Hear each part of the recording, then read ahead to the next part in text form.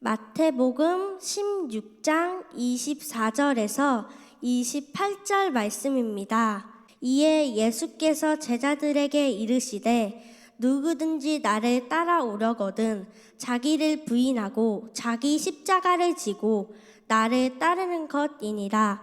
누구든지 제 목숨을 구원하고자 하면 잃을 것이요 누구든지 나를 위하여 제 목숨을 잃으면 찾으리라. 사람이 만일 온 천하를 얻고도 제 목숨을 잃으면 무엇이 유익하리요?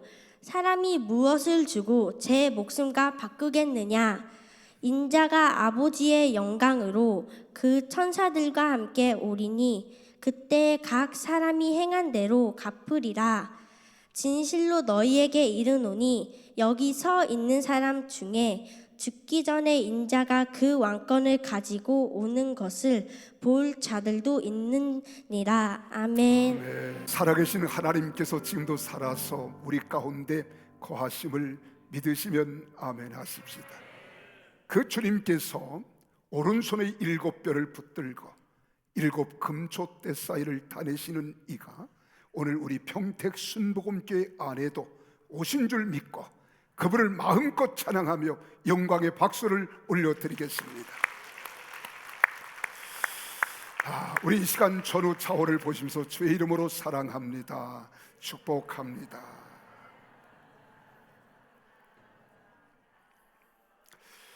지금 우리 기독교에서는 가장 위대한 절기 가운데 하나인 부활절을 앞에 두고 우리 지금 사순절을 우리는 지금 지나고 있습니다. 그래서 지난번에는 여러분들에게 십자가의 길이라는 말씀의 은혜를 함께 나누게 되었고요. 오늘은 십자가를 질 수 있나? 한번 따라 합시다. 십자가를 질 수 있나? 우리 한번 전후 좌우 다 보고 하시기에는 좀 어렵겠지만 옆 사람을 보시면서 당신은 십자가를 질 수 있습니까? 한번 물어보세요.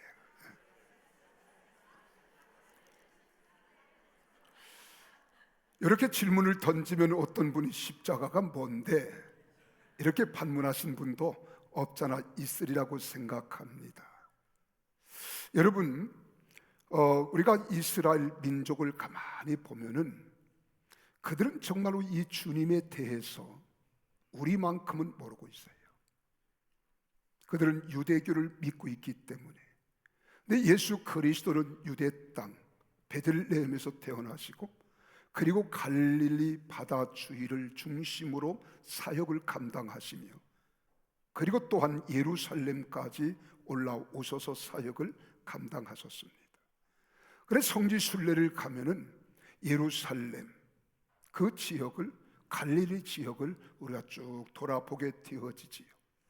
근데 지금 이맘때쯤 되어지면 이 이스라엘이라고 하는 나라는 고난주간에 예수의 고난을 체험하기 위하여 나무 십자가를 짊어지고 남노한 옷에 더부룩한 모습으로 거리를 누비는 사람들이 꽤 많다고 합니다. 예수님께서 그 행하시던 그 시대를 다시 연상하는 겁니다. 그래서 예수님이 십자가를 지고 골고다를 향하실 때 대신 십자가를 진 사람은 그의 12제자도 아니었습니다. 병고침을 받고 치료받아 건강으로 살아가는 사람도 아니었어요. 하나님의 은혜를 입은 사람도 아니었습니다. 아프리카 사람 구레네 시몬이라고 하는 사람이었어요.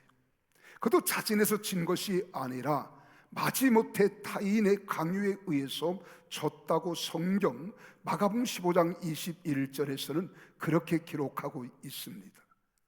그래서 마가복음 15장 21절에 보면은 마침 알렉산더와 루프의 아버지인 구레네 사람 시몬이 시골로부터 와서 지나가는데 그들이 그를 억지로 같이 가게 하여 예수님의 십자가를 지우고 이렇게 기록하고 있습니다.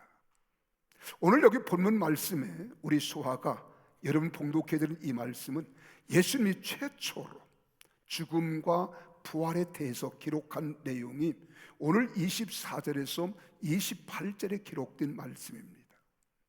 사람들은 무엇을 짊어진다고 하는 것에 대해서 굉장히 부담감을 가져요. 그래 재미있는 이야기가 있습니다. 예수님께서 12 제자들을 데리고 이제 소풍을 가게 되셨어요.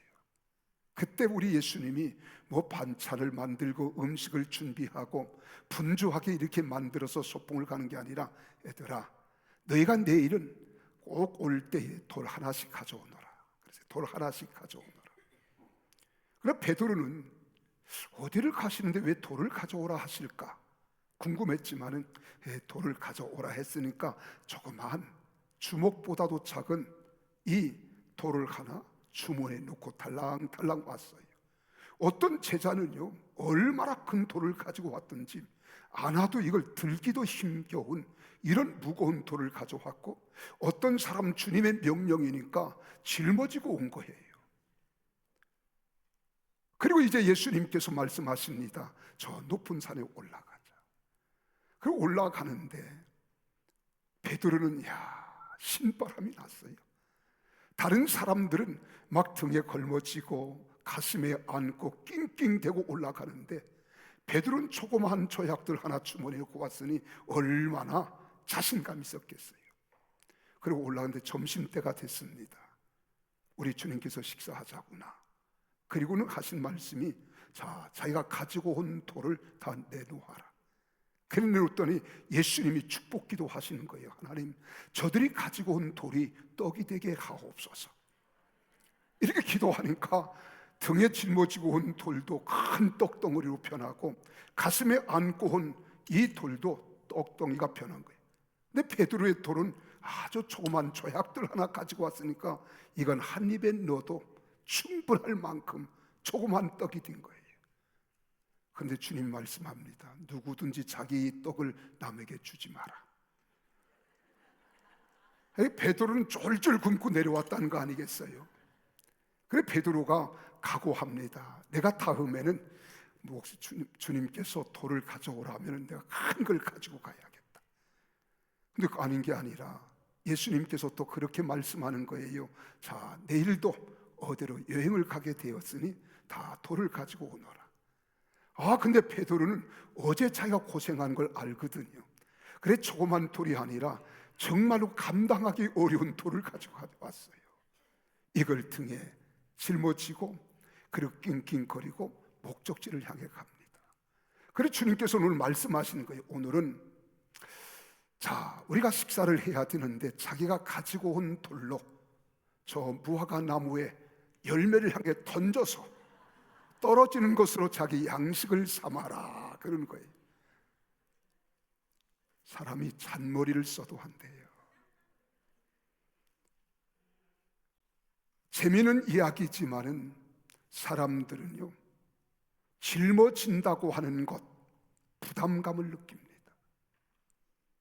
또 마음에 큰 부담을 느끼면 마음의 고통을 느끼는 거예요. 오늘 제가 여러분들의 십자가를 질 수 있나? 라고 하는 이 제목의 말씀을 드렸을 때 아마 부담감을 가진 사람도 없잖아 있을 겁니다. 오늘 24절에 보면 그렇게 주님이 말씀하지요. 누구든지 나를 따라오려거든 자기를 부인하고 자기 십자가를 지고 나를 따를 것이니라. 누구든지 여기서 누구든지라고 하는 말은 몇몇 사람의 선택받은 사람들만 이렇게 말씀하시는 것이 아니라 이 세상을 살아가는 모든 사람들은 자기가 져야 할 십자가가 있다는 것입니다. 내가 져야 할 십자가, 그 십자가가 무엇인가 하는 것입니다. 예수님께서 십자가에서 못 박히실 때 갈보리 산상에는 3개의 십자가가 있었습니다. 원래 갈보리라고 하는 말은 라틴어로 해골꽃이라는 것입니다. 해골꽃. 또 이 골고다 이런 말은 히브리어예요. 그리고 헬라 원어로는 크라니올이라는 말을 씁니다. 동일하게 해골이라는 말이에요. 그 언덕이 멀리서 보면 마치 무엇처럼 생겼느냐, 해골처럼 생겨서 해골꽃이라고 했다고 합니다. 이 갈보리 산 위에 예수님과 다른 두 강도가 함께 못 박혀 죽었기 때문에 십자가 세 개가 서 있었습니다. 성경에 보면 가운데는 예수님의 십자가였고요, 양쪽 좌우에는 두 강도의 십자가가 있었습니다. 그래서 성경에 보면 이 양쪽의 두 강도의 십자가와 예수 그리스도의 십자가를 복음적으로 생각하지 않으면 안 될 말씀이 여기에 있습니다. 우리는 흔히 가운데 계신 예수님의 십자가만 생각하는 경향들이 많이 있지만은 각각 좌우에 있는 십자가를 지고 십자가 위에서 죽임을 당했던 양쪽 강도에게도 복음적인 의미가 있다는 거예요. 이 복음적인 의미, 나는 오늘 사순절 기간이기 때문에 이 말씀을 우리가 생각하면서 은혜를 나누고자 합니다. 그 첫 번째는 오늘 가운데에 예수님의 십자가. 왜 예수님께서는 그 십자가를 지셔야만 했던가? 예수님은 죄인도 아닙니다. 죄가 없으십니다. 완벽한 하나님이시면서 완벽한 사람의 성정을 가지고 이 땅에 오신 분이 누구냐?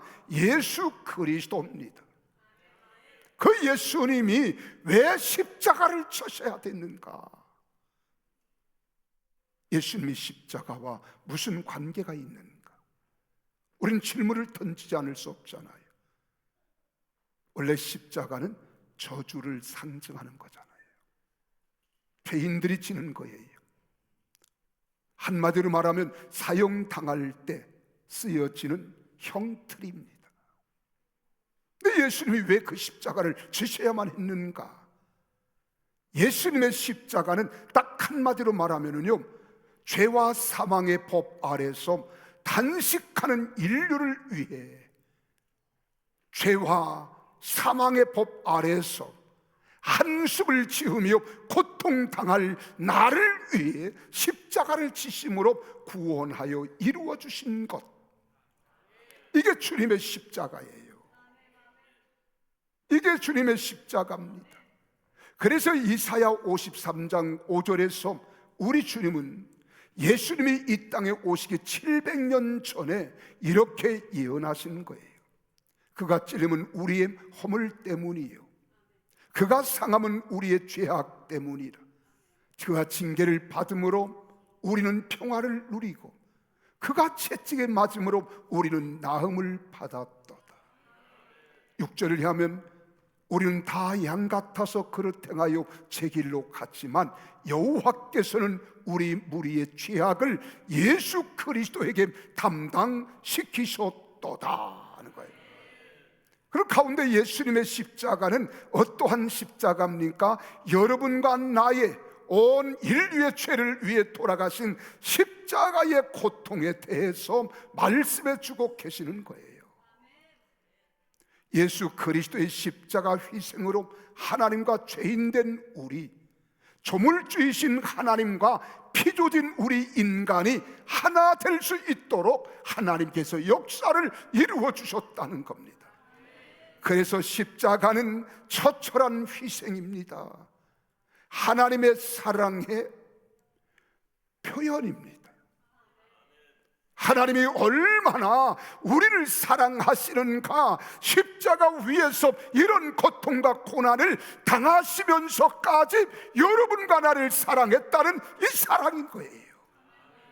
이게 십자가의 모습입니다.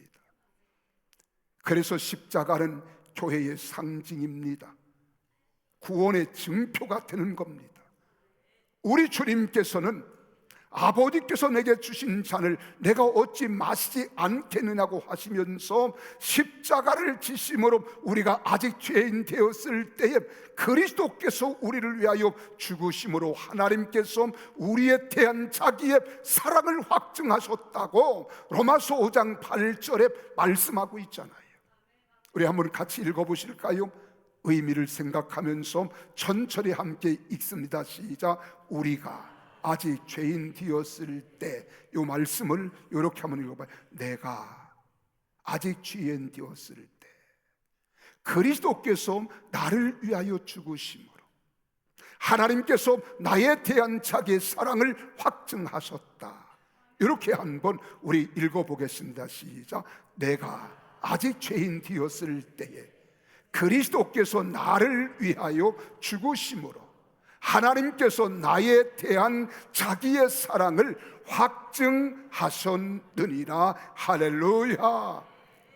그래서 십자가를 통한 기독교의 믿음은 비록 그 내용이 윤리적이기는 하지만 윤리 그 이상의 진리가 되는 것입니다.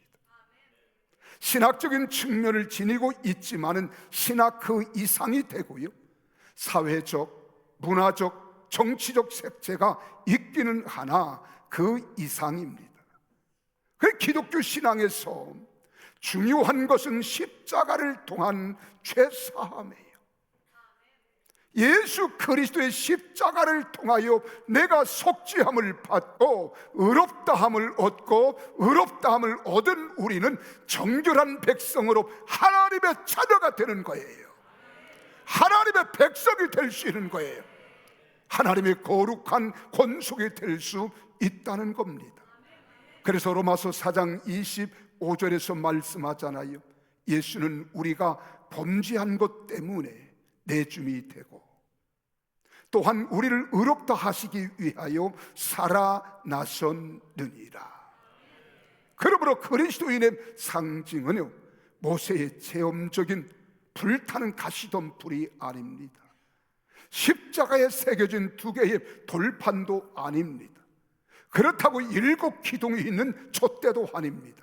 기독교의 상징은 오직 하나, 십자가예요.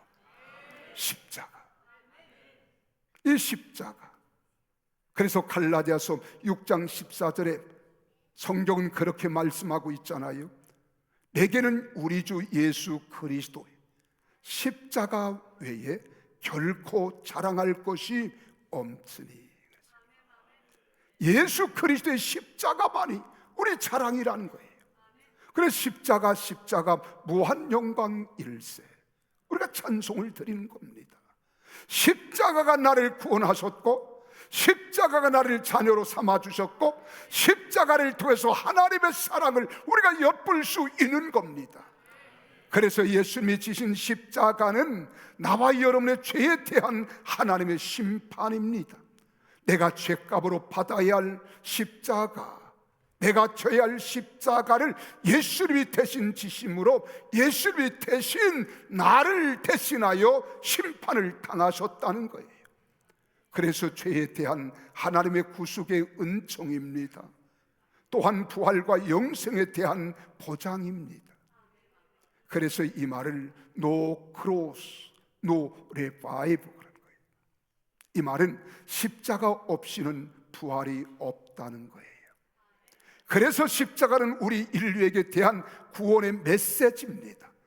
십자가를 바라보면 모든 것들을 내려놓게 되는 거예요. 내 무거운 짐도 내려놓고요, 나의 고통도 다 내려놓는 거예요. 내가 질병으로 고통을 당하고 있습니까? 날 대신하여 십자가에 고난 당하신 주님 앞에 내 대신 2000년 전에 십자가 위에서 채찍을 당하심으로 너희가 나음을 입었다고 말씀해 주셨으니 그렇습니다. 주님, 저 십자가에 당하신 주님이 내 질병을 담당해 주셨습니다. 주님 감사합니다. 그리고 내가 당하는 그 고통을 주님께 내어놓는 거예요. 그때 믿음이 나를 치료하는 겁니다. 나를 구원해 주는 거예요. 여기 강 목사도 원래 예수를 만나기 전에는 4가지 질병 때문에 고통을 당하던 사람이에요. 나면서부터 나는 천성적으로 축농증 환자로 태어났었어요. 그때 코를 하도 많이 흘려가지고 다 이렇게 보면은 이 자욱들이 있어요. 코를 많이 흘렸다고 이렇게 골짜기가 생겼잖아요. 근데 저는 유난히 그랬어요. 또 허리를 다쳤습니다. 위장병 환자였어요. 머리를 다쳐서 두통 환자였어요.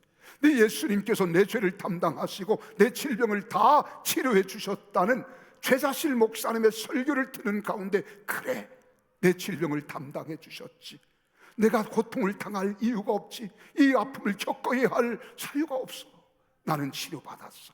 그날 밤에 기도하다가 성령 충만받고 모든 질병이 싹 사라졌어. 깨끗하게 치료된 거예요. 이게 하나님의 은혜예요. 하나님의 능력인 줄 믿으시기를 바랍니다. 그래서 하나님의 은혜가 얼마나 놀라운가를 우리에게 가르쳐 주는 거예요. 그래서 가운데에 우리 주님의 십자가는 여러분과 나와 모든 죄와 저주로부터 자유케 할 뿐만 아니라 환경으로부터, 육체의 질병으로부터, 상황으로부터 우리를 억압된 자를 자유케 하고 병든 자를 치료하시고, 믿으시면 아멘 하십시다. 가난한 자를 부유케 하시고, 하나님의 역사가 그 십자가를 통하여 나타나는 거예요. 이걸 믿는 것이 믿음입니다. 뿐만 아닙니다.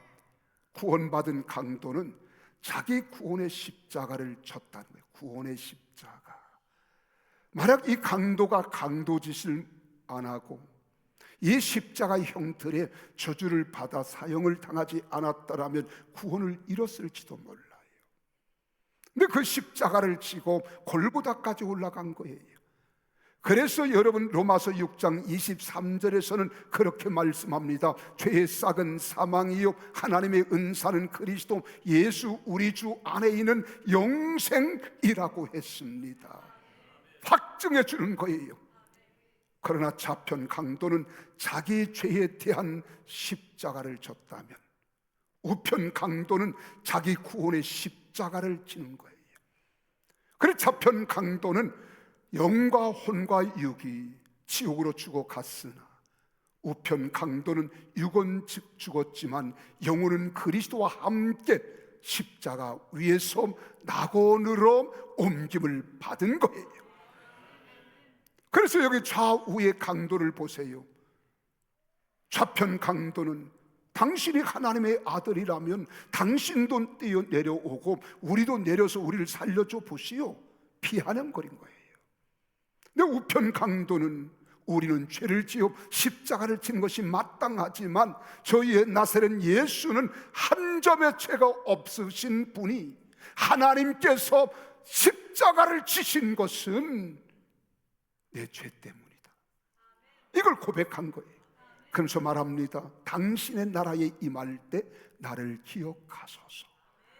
우리 주님이 그 말씀을 들으시고 내가 오늘 나와 함께 낙원에 이르리라, 당신의 나라에 임할 때에 나를 기억해 달라는 이 기도를 오늘 우리 모두는 드려야 합니다. 그때 주님이 여러분이 어떤 상황, 환경, 위치 처져 있을지라도 다 용서해 주시는 거예요. 사해 주시는 거예요. 거룩하게 해주시고 의롭게 해주셔서 하나님의 자녀 삼아주실 줄 믿어주시기를 바랍니다. 그래서 성 프란치스코는요, 교회에서 십자가를 보고 큰 은혜를 받은 사람이에요. 그래서 평생을 십자가만 생각했습니다. 십자가만 생각하고 생활했습니다. 마침내 성자라는 칭호를 받게 되는 거예요. 우리는 지금 이 십자가를 보고 십자가의 찬송을 하면서 은혜를 받아야 합니다. 자기 구원의 십자가를 감당할 수 있기를 주님의 이름으로 축복합니다.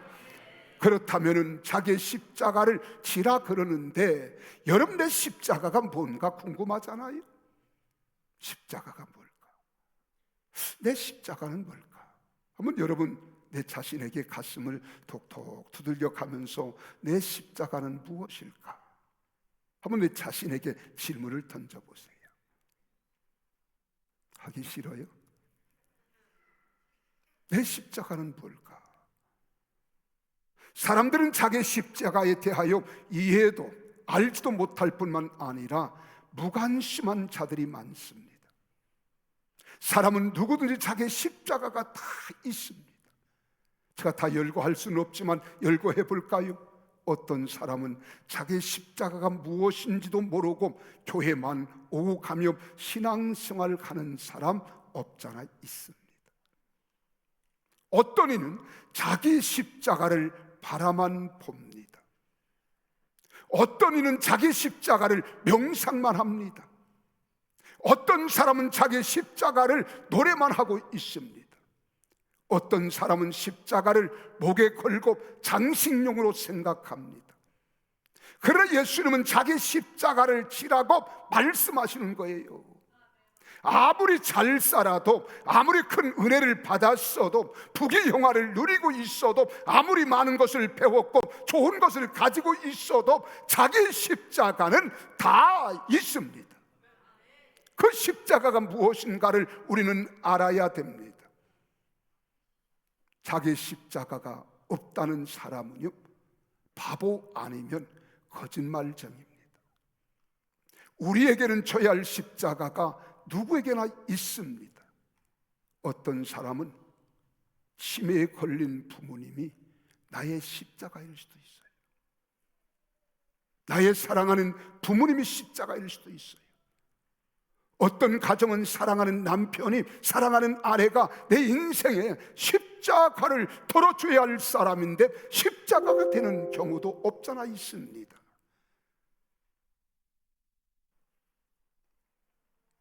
자식이, 형제가 나의 십자가일 수 있어요.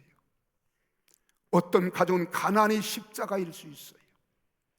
어떤 사람은 핍박이 십자가가 될 수 있습니다. 어떤 사람은 질병이 십자가가 될 수 있습니다. 이걸 사람들은 십자가라고 생각하잖아요. 별천지 왼수 덩어리 그러죠. 왼수 덩어리. 왼수가 아닙니다. 내가 져야 할 십자가예요. 이 십자가를 지를 때 십자가를 지는 그 사람을 통하여 세상의 소금이 되는 거예요. 세상의 빛이 되는 거예요. 세상의 향기가 되는 거예요. 이걸 그리스도인의 열매라고도 합니다. 여러분, 십자가는 무엇입니까?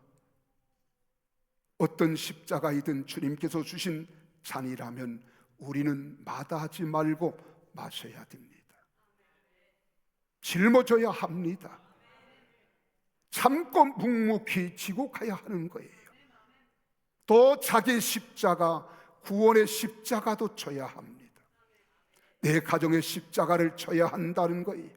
내 환경에 주신 십자가를 우리는 져야 한다는 겁니다.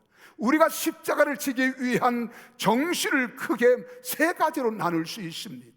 그 첫째는 하나님처럼 용서하고 용납해야 하는 삶이 십자가입니다. 내가 용서하지 않으면 십자가를 벗어 던지는 거예요.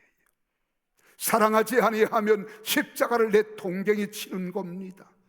사랑할 수 없는 사람일지라도 하나님이 나를 사랑하신 것처럼 내가 사랑하는 것, 이것이 성부 하나님처럼 용서하고 용납하는 십자가예요.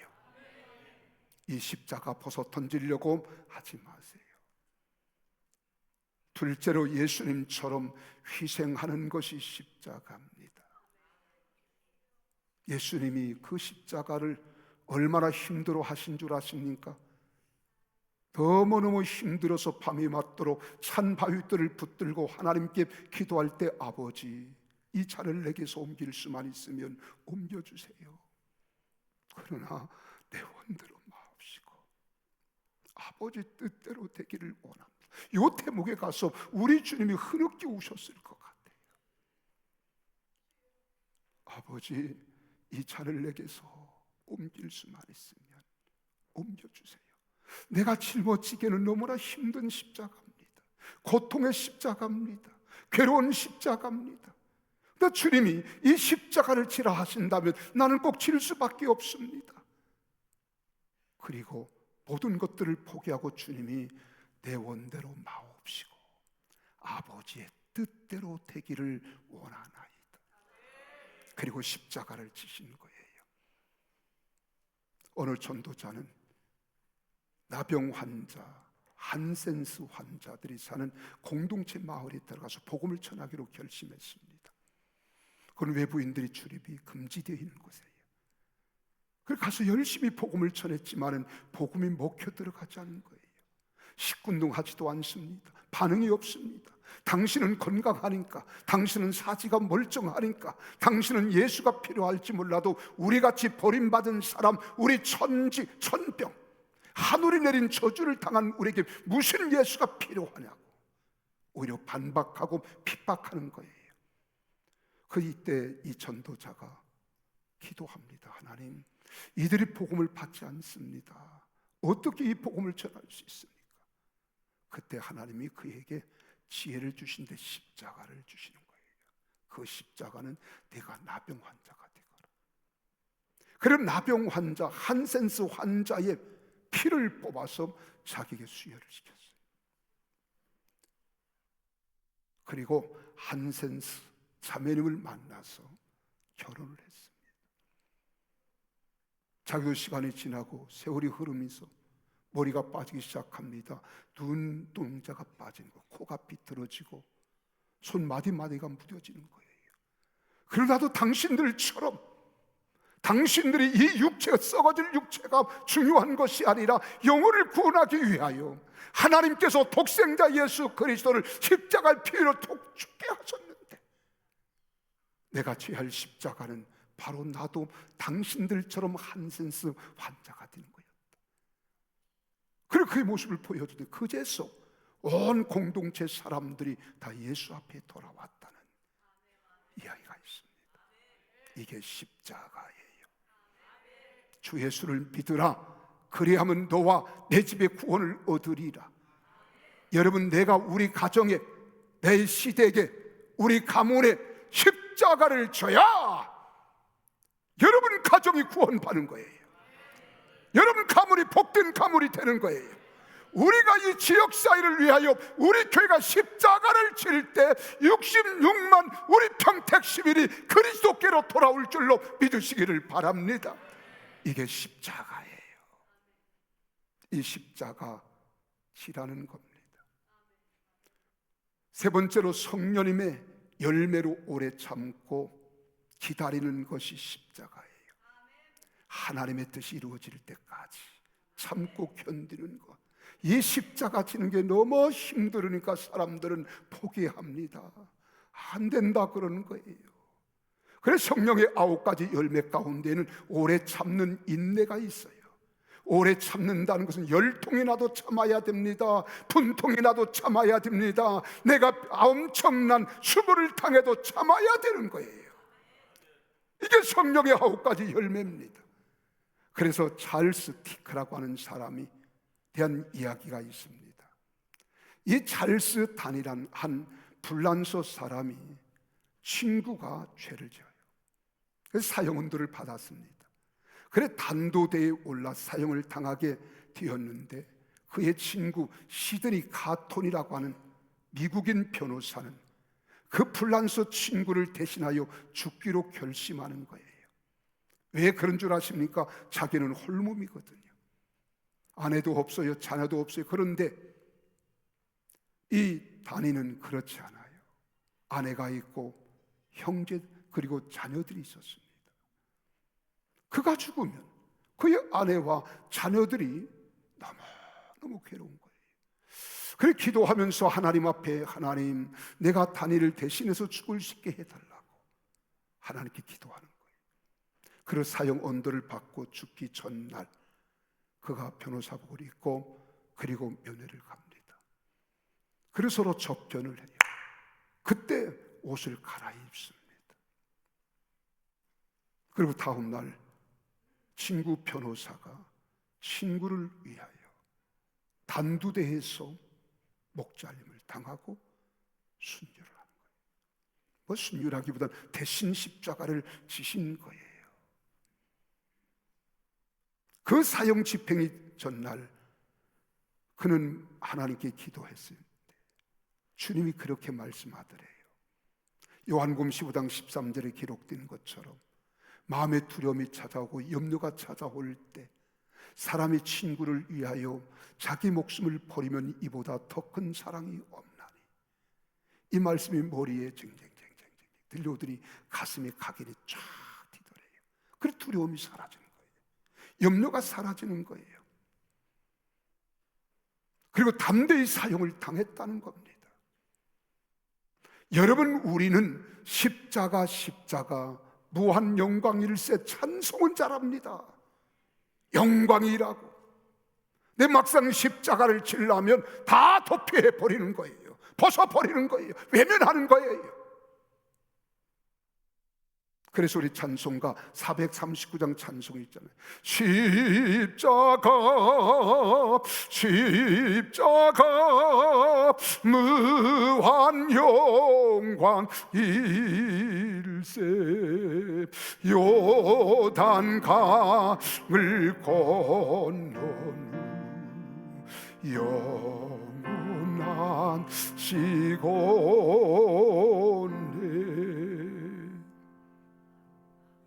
찬송을 징글맞게 못하니까 아멘도 안 하는구나. 여러분, 십자가 말로는 쉬워요. 그런 막상 그 십자가 우리가 지려면 얼마나 힘들고 어려운 줄 몰라요. 그렇게 십자가를 지면 십자가의 영광이 있다는 사실을 믿으시기를 바랍니다. 우리가 찬송은 그렇게 잘하면서도 부르다가도 그 십자가 자신에게 닥쳐오면 우린 마가처럼 두르고 있던 혼이불도 벗어버리고 도망가는 십자가의 피난민들이 많습니다. 결론을 맺습니다. 우리 주님은 우리에게 사명의 십자가를 지라고 말씀하십니다. 사명의 십자가. 세베대의 어머니가 두 아들을 데리고 주님께 찾아왔지요. 하나는 쥐의 우편에 하나는 쥐의 좌편에 앉게 하소서. 그럴 때 예수님이 말씀합니다. 나의 마시려는 잔을 너희가 마실 수 있느냐? 저희가 말합니다. 할 수 있나이다라고 할 때 이 말씀은 사명의 십자가를 지를 수 있느냐 질문하는 거예요. 골로새 1장 24절에 말씀합니다. 나는 이제 너희를 위하여 받는 괴로움을 기뻐하고 그리스도의 남은 고난을 그의 몸된 교회를 위하여 내 육체에 채운다고 했습니다. 바울은 자기 사명의 십자가를 죽기까지 지고 갔다는 고백이 사도행전 20장 24절에 기록하고 있는 거예요. 나애가 달려갈 길과 주 예수님께 받은 사명 곧 하나님의 은혜의 복음을 전하는 일을 마치려 하면은 나의 생명조차 조금도 귀한 것으로 여기지 않겠다고 했습니다. 고린도전서 15장 10절에서는 그렇게 말합니다. 내가 한 것이 아니요 오직 나와 함께 하신 하나님의 은혜라. 내가 모든 사도보다 더 많이 수고하였지만은 내가 한 것이 아니라는 거예요. 오직 나와 함께 하신 하나님의 은혜라는 겁니다. 그렇습니다. 여러분, 사명의 십자가 내가 치른 것 같지만 하나님의 성령께서 내게 함께 하셔야 새 힘을 주실 때, 능력 주실 때, 감당할 수 있는 은혜를 주실 때 가능한 거예요. 그래서 예수님이 말씀합니다. 성령을 충만히 받으라고. 우리가 주님의 자녀로 부름받은 우리는 주님께서 내게 주신 사명 때문에 우리는 주일을 더 힘들고 고달프게 보내잖아요. 물질도 들이지요, 시간도 들이지요, 몸도 열심히 봉사해야지요. 왜 그래요? 사명 때문에, 주님의 은혜 때문에 그렇습니다. 그래서 찬양대에서 우리 교사로 또 맡겨진 사명을 감당하려고 그 십자가 우리는 지는 거예요. 그러나 주님이 나를 위해 져주신 십자가에 비하면 그것은 아무것도 아닙니다. 근데 이 십자가를 지를 때 우리는 덕을 세워야 되는데 덕을 끼치지 못할 때가 많아요. 오히려 봉사하고 헌신하고 충성하면서도 원망합니다, 불평합니다, 남을 탓합니다, 남을 비난합니다. 그리고 사람들의 마음에 상처를 줄 때가 많아요. 그러면 안 되는 거예요. 주님이 걸어가신 십자가 나도 걸어야 합니다.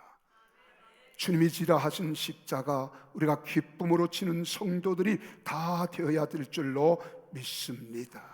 인생은 사명을 위하여 지어진 존재이고요, 우리 성도는 더욱 그러합니다. 주신 사명의 십자가를 은혜로 지는 우리 성도들이 다 되시기를 주의 이름으로 축복합니다. 이 십자가를 지지 못하도록 악한 원수 마귀는 끊임없이 방해하는 거예요. 게으름을 피우게 합니다. 딴전을 피우게 합니다. 우리는 그것을 피하고 싶어서 온갖 방법을 다 동원하는 거예요. 그러나 주님이 함께 하시면 정면 우리는 도전하라는 거예요. 그리고 가야 되는 거예요. 나는 가끔 그런 기도할 때가 있어요. 이 시대의 크리스찬들이 많이 있지만은 십자가를 지고 따라가기를 작정하는 사람이 과연 얼마나 될까? 지금 이란에 전쟁 중에 있습니다. 45년 전만 하더라도 발레비 때에는 자유민주주의였어요. 하나님을 마음껏 찬양했어요. 그런데 정권이 바뀌고 사회주의가 되어지면서 신정 통치가 되는 거예요. 그러면서 그리스도인들이 얼마나 핍박을 많이 당한 줄 아십니까? 말로 형언할 수 없어요. 예수 믿겠다 하면 사형을 처해버렸어요. 그 가운데에서도 여러분 그리스도인이 몇 프로인 줄 아십니까? 20%입니다. 어마어마한 거예요. 이건 사람의 힘으로 되는 게 아니에요. 하나님의 은혜로 되는 겁니다. 성령의 능력으로 되어지는 겁니다. 그래서 오직 성령이 너에게 임하시면 너희가 권능을 받고 예루살렘 온 유대 사마리아 땅 끝까지 이르러 내 증인 되라는 거예요. 그 사명 감당하는 우리 성도들이 다 되시기를 주 이름으로 축복합니다. 그래서 이번 부활절에는 새 생명을 주님께로 인도합시다. 하나님이 가장 기뻐하는 그 십자가 벗어 던지지 말고 끌어안으세요. 그리고 감사하세요. 기도하시면 주님이 세임 주시고 능력 주실 줄 믿습니다. 기도하시겠습니다. 생명의 주가 되시고 소망이 되시는 거룩하신 아버지 하나님, 우리가 져야 할 십자가, 그 십자가가 얼마나 놀라운 십자가인지 우리는 잘 압니다. 그럼에도 그 십자가는 고통이 있기에 우리는 외면하고 싶고 떨고 트리고 싶고 쳐버리고 싶습니다.